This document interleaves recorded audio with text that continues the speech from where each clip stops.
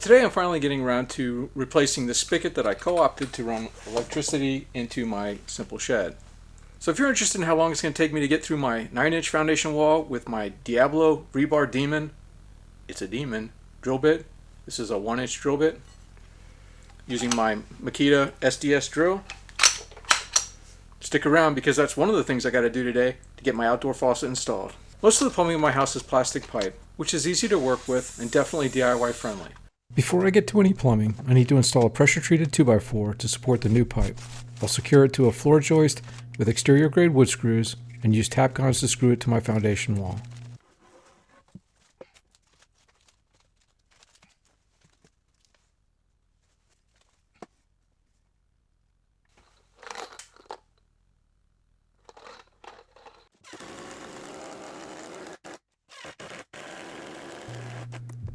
My Tapcon drill bit is only 3 3/4 inches long, so after attaching the board to the joist, I'm only able to drill pilot holes where I want the Tapcons.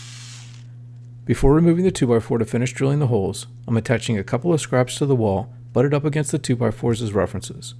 This will make it quick and easy to replace the 2x4 in the same location, ensuring it lines up with the Tapcon holes.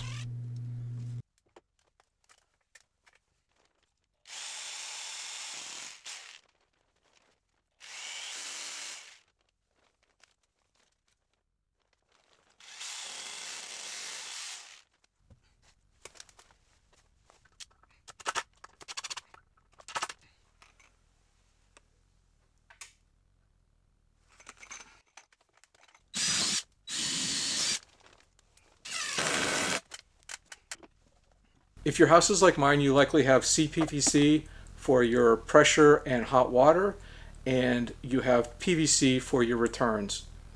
They're not pressurized, and there's a chemical difference between CPVC and PVC, and they don't use the same solvents or cements. You want to make sure that you're using the right cement for the pipe that you're using. Unless you're using a one-step cement, you want to make sure that you use primer. The primer will soften the plastic surface, get it ready for the cement, and also make sure everything's clean.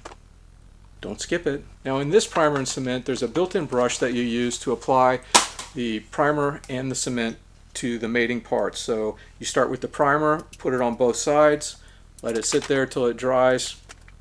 It's about 30 seconds, and then do the cement, both sides, and then immediately put them together. Pressure for about 30 seconds. I find that if I can twist it a little bit, quarter one way and quarter back so that I'm back to where I'm supposed to be, that makes sure that the mating parts are going to go together and fuse together really well.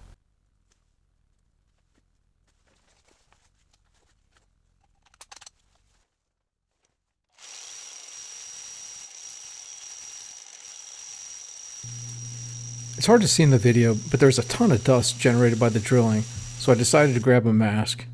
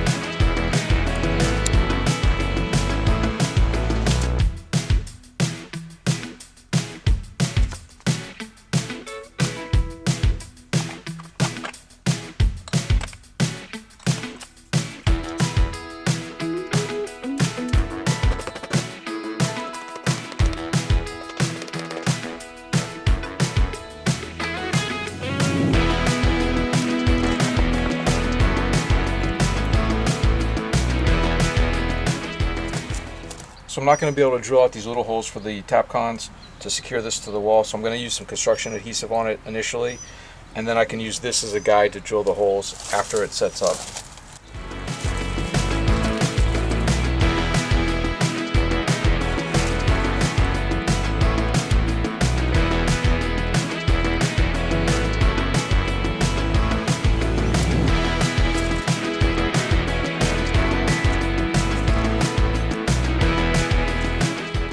I'm just going to go inside and put something to pull the pipe and hold it in place while this sets up. First time I've used these, but I tried it on this construction adhesive, and the little piece that came out was just the top, was in just the top of it. So it does a good seal on the nozzle and saves you from having to throw away a half-used tube of caulk or construction adhesive or whatever else.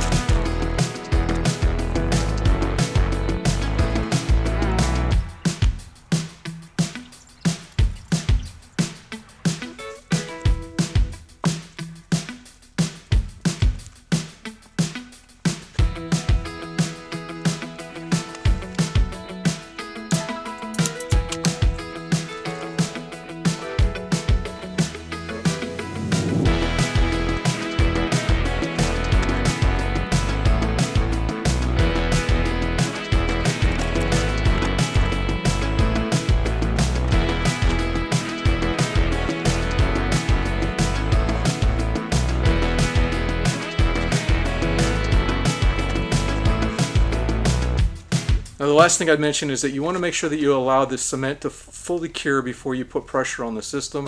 And for this 1/2 inch CPVC, it's probably about 2 to 4 hours. So I waited 4 hours and then I put pressure on the system. Now that the solvent's had a chance to set up, I can go ahead and put the water pressure back on and test all the fittings. I did add a new SharkBite shutoff in the middle over the top. That's one of the first things I did because I'm not a super big fan of these PVC shutoffs. I always feel like I'm going to crack them when I open them up or shut them. So we'll just start out with a little bit. See that our SharkBite is holding.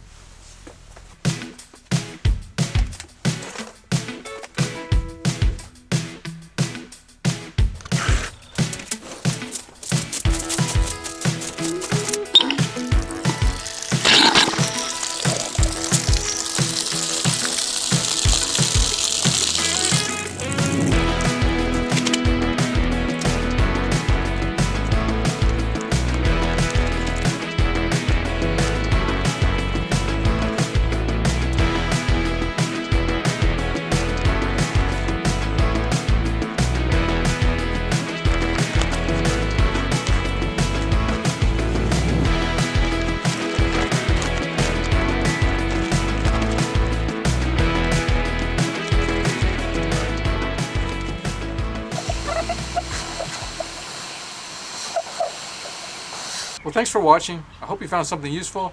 And now that I have water hooked up, I gotta go pressure wash my deck. See you in the next video.